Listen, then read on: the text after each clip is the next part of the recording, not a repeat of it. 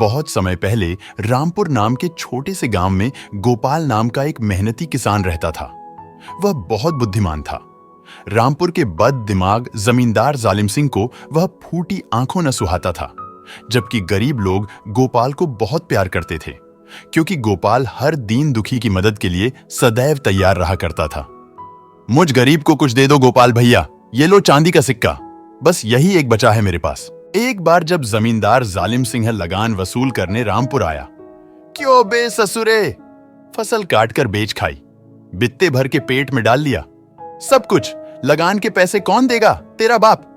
आह, क्षमा करो माई बाप, इस महीने बेटी की शादी में बहुत खर्चा हो गया, मगर मैं पाई पाई चुका दूंगा।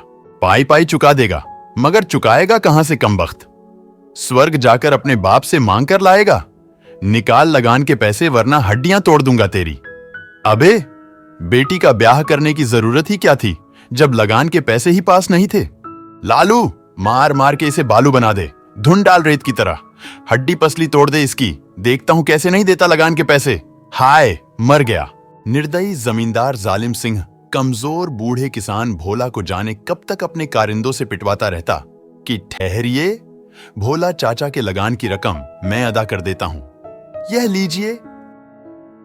मगर तू कौन है दाल भात में मूसल चंद, यानी कि कबाब में हड्डी? मेरा नाम है गोपाल। रामपुर में सबसे ज्यादा लगान आपको मेरे ही द्वारा दी जाती है। यानी कि बड़ा लखपति शाह हो रहा है तू? अबे मच्छर, भोला का लगान भला हम तुमसे क्यों ले? हमें क्या भिखारी समझा है तूने? नहीं हुजूर, वो क्या है कि आप भोला चाचा को पीट रहे थे, इसीलिए मुझे दया आ गई। क्या कहा? दया आ गई? बड़ा दयालु धर्मात्मा बनता है तू। क्या समझता है, दया क्या हम नहीं कर सकते? जा बे भोला, भाग जा, हमने तेरे लगान के पैसे माफ किए। धन्यवाद माई बाप। तो क्या मैं जाऊं? माम, मेरी पिटाई तो नहीं करेंगे आप? जा, कहा ना, जा दफा हो जा। रही पिटाई की बात, वो हम तेरी क्या तेरे बाप की भी कर सकते हैं, जब भी हमारा दिल चाहेगा। ही, मेरे बाप को नहीं मार सकेंगे आप। माई बाप, मुझे चाहे जितना मार लीजिए, मगर मेरे बाप को मारने के लिए तो खुद आपको भी मरना पड़ेगा। वो बेचारा तो कब का राम जी के पास जा चुका है। खामोश। इससे पहले कि जमींदार जालिम सिंह का क्रोध फिर से कहर बनकर उस पर टूटता कमजोर बूढ़ा भोला तो सिर पर पांव रखकर भाग लिया। अब जमींदार जालिम सिंह का गुस्सा गोपाल पर टूटा। क्यों बे गोपाल, बहुत माल हो गया है तेरे पास, कमबख्त खाल खींच लूंगा। अगर फिर कभी किसी के हालचाल पर तरस खाया तो जा, दफा हो जा यहां से। जमींदार जालिम सिंह का रौद्र रूप देख गोपाल ने वहां से खिसक लेने में ही खैरियत समझी। जब वह चला गया तो एक बात बोलूं मालिक? बोल, तू भी अपने मुंह का ढक्कन खोल बक दे जो बकना है। मालिक, ये गोपाल कोई कंगाल नहीं है, बड़ा माल है इसके पास, इसीलिए मुफ्त में लोगों पर लुटाता रहता है और सबसे वाहवाही पाता रहता है। क्या कहा? बहुत माल है इस कंगाल गोपाल के पास? हां मालिक, देखा नहीं, अंटी से निकाली थैली भी कैसी खन्न खन्न बज रही थी। खन्न खन्न गोपाल। इस खन खन गोपाल को ठन ठन गोपाल न बना दिया तो मेरा भी नाम जमींदार जालिम सिंह नहीं। कमबख्त, लोगों पर दया दिखलाता है, सबसे वाह वाही पाता है, और दिल ही दिल में यह ठान कर कि किसी भी तरह गोपाल को ठन ठन गोपाल यानी कि बिल्कुल कंगाल बनाना है, जमींदार जालिम सिंह ने अपने लट्ठैत कारिंदों के साथ रामपुर प्रस्थान किया। मगर गोपाल भी किसी से कम नहीं था। जमींदार जालिम सिंह मुझसे चिढ़ गया है, वह देर सवेर किसी न किसी तरीके से मुझे नुकसान पहुंचाने की चेष्टा करेगा। मुझे सतर्क रहना होगा। रामपुर के पास एक घना जंगल था, जहां अन्य बहुत से जीव जंतुओं के अलावा लोमड़ियों की भरमार थी। गोपाल के दिमाग में एक तिकड़म आई और वह जंगल में पहुंचा। जंगल में एक जगह जाल बिछाकर वह एक पेड़ पर चढ़ गया। अब अगर लोमड़ियों का कोई झुंड यहां से गुजरे और 2-4 लोमड़ियां जाल में फंस जाए तो बात है। जैसी कि गोपाल को उम्मीद थी, कुछ लोमड़ियां अचानक उस तरफ आ निकली। जाल में रखे ताजे फलों को देख उनमें से 3 लोमड़ियां लालच की मारी जाल में आ फंसी। उन तीनों लोमड़ियों को जंगल के बाहर खड़ी अपनी बैलगाड़ी में डालकर बैलगाड़ी को हाँकता हुआ गोपाल अपने घर पहुंचा। गोपाल ने तीनों लोमड़ियों को अपने मकान के पिछवाड़े अलग अलग खूंटों से बांध दिया। अपनी मां को गोपाल ने समझाया कि उसे लोमड़ियों के बारे में किसी से कुछ नहीं कहना है। यदि कोई ज्यादा पूछताछ करे तो यही कहना है कि गोपाल का दिमाग खराब हो गया है, जो कुत्ते की तरह एक लोमड़ी पाल ली है। अगले दिन सुबह पालतू कुत्ते की तरह गले में पट्टा डाल गोपाल एक लोमड़ी को साथ लेकर गांव में घूमने निकला। खेतों में काम करते हुए गोपाल ने लोमड़ी को एक पेड़ से बांध दिया। कुछ ही दिनों में लोगों का आश्चर्य शांत हो जाएगा। जो भी मुझसे लोमड़ी के बारे में पूछेगा उससे यही कहूंगा कि मैंने एक लोमड़ी पाल ली है। लोग शुरू में मुझे बेवकूफ कहेंगे, मगर इन लोमड़ियों से मुझे क्या फायदा उठाना है, यह तो बस मैं ही जानता हूं। दोपहर खाना खाने जब गोपाल घर लौटा तो पहली लोमड़ी को साथ में घर लेता आया। उसने खाना खाया और फिर घर से चलते हुए दूसरी लोमड़ी को साथ लेकर खेत पर गया। इसी तरह शाम को खाना खाने के बाद जब वह टहलने निकला तो तीसरी लोमड़ी को वह अपने साथ लिए था। शुरू में कुछ दिनों तक तीनों लोमड़ियों ने उछल कूद मचाई, किंतु फिर धीरे धीरे शांत रहने लगी। गोपाल का मकान काफी बड़ा था और घर में सिर्फ 2 ही प्राणी थे, वह और उसकी मां। अतः उसके घर 3 लोमड़ी होने की बात गांव के किसी व्यक्ति को पता न चली।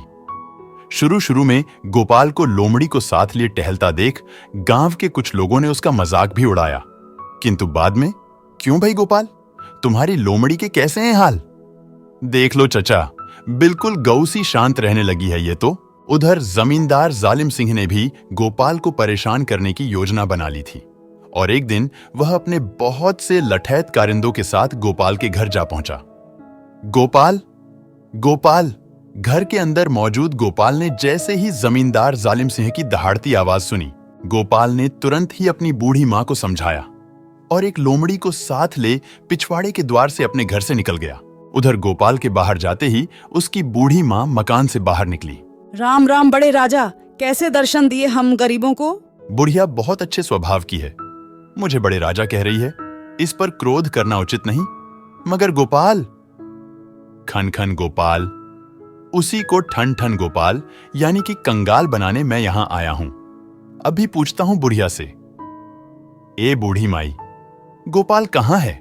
वह तो खेत में होगा बड़े राजा, सुबह से शाम तक खेतों में ही खटता रहता है। खेत में? मगर अभी हम उधर से ही आ रहे थे, तब तो वह वहां नहीं था। आपने ध्यान से देखा नहीं होगा बड़े राजा, या फिर वह कमबख्त किसी पेड़ पर चढ़ा सो रहा होगा। पेड़ पर? हाँ, ये तो हो सकता है।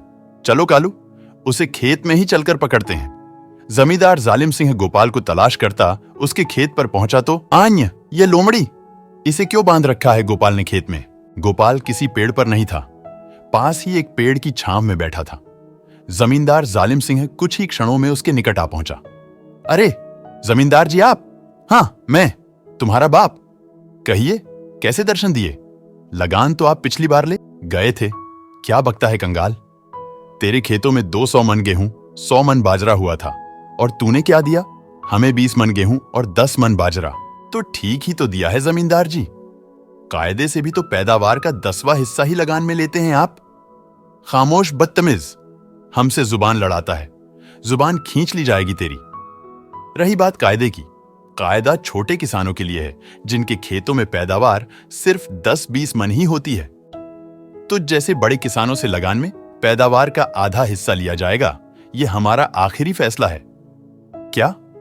एक बार तो जमींदार जालिम सिंह की बात सुनकर गोपाल के होश फाख्ता हो गए, मगर तुरंत ही उसने खुद को संभाला और विनम्रता पूर्वक जमींदार जालिम सिंह से बोला, आपका फैसला सिर माथे पर हुजूर, जैसा कहेंगे वैसा ही करेंगे हम तो प्रजा है आपकी, मगर अन्नदाता।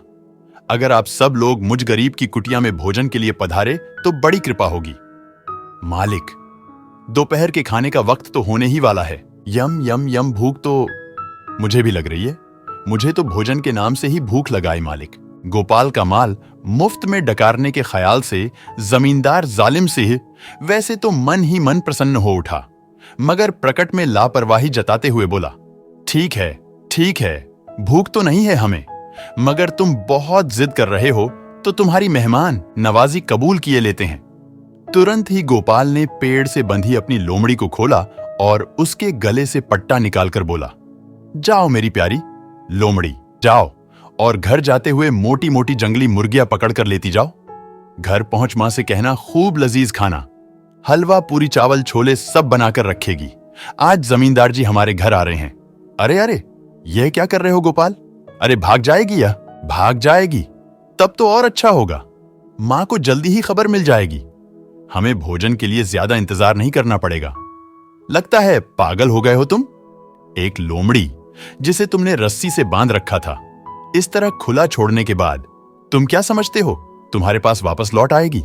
लोमड़ी जैसे धूर्त प्राणी को भी तुमने कुत्ता समझ रखा है क्या? मेरी लोमड़ी 1000 कुत्तों से भी बढ़कर है हुजूर। मेरे पास जो सबसे मूल्यवान चीजें हैं उनमें से यह भी एक है। लोमड़ी और मूल्यवान, तुम्हारी बात सुनकर मेरी तो हंसी ही नहीं रुक रही है गोपाल। उसके बाद जमींदार जालिम सिंह उसके कारिंदों को साथ ले गोपाल अपने घर की ओर बढ़ा। रास्ते भर जमींदार जालिम सिंह उसके लठैत कारिंदे गोपाल द्वारा लोमड़ी को मूल्यवान बताए जाने वाली बात पर हंसते रहे, ठहाके लगाते रहे। गोपाल के खेत काफी दूर तक फैले हुए थे। आराम से टहलते टहलते हुए जमींदार जालिम सिंह उसके लठैत कारिंदे जब गोपाल के साथ उसके घर पहुंचे तो गोपाल की बूढ़ी मां ने दरवाजा खोला। अरे आप लोग आ गए, आइए अंदर आइए, मैंने भी खाना तैयार कर लिया है। उस दिन जमींदार जालिम सिंह उसके लठैत कारिंदों ने गोपाल के यहां खूब छक्कर भोजन किया।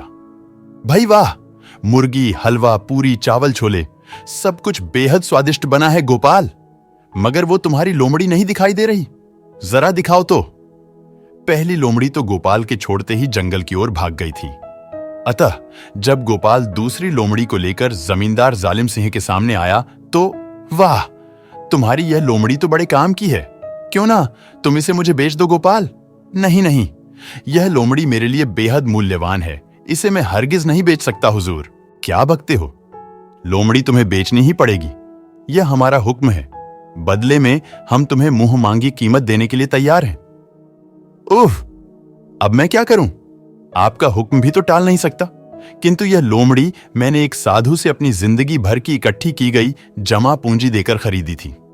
पूरे 1000 सिक्के दिए थे चांदी के एक लोमड़ी के बदले।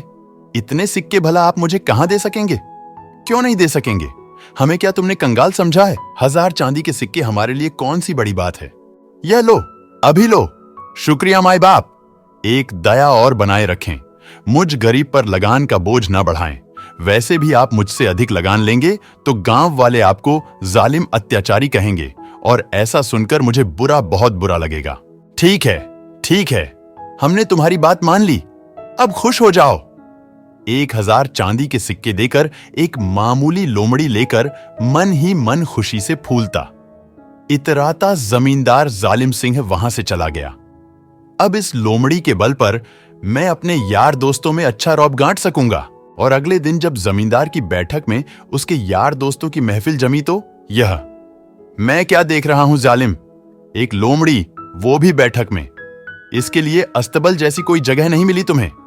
नहीं समझोगे, तुम लोग नहीं समझोगे, यह लोमड़ी बड़ी करामाती चीज है। जब तुम लोग इसके गुण जानोगे, दांतों तले अंगुलियां दबा लोगे। छी, यह एक गंदी बदबूदार लोमड़ी है, भला इसमें क्या करामात होगी?